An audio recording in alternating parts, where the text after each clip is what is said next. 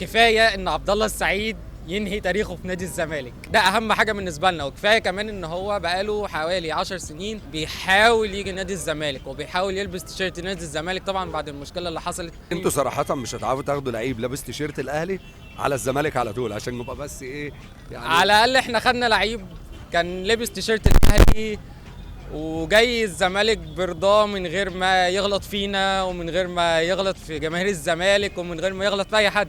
قصدك ايه بقى؟ لاحظ ان لا قصدنا يعني في لعيبه بدون ذكر اسماء غلطت في الجماهير وغلطت في الاداره وغلطت في كل حاجه، بس مع ذلك الاهلي مضاها يعني، وجماهير الزمالك جماهير الاهلي ما اعترضتش على حاجه يعني.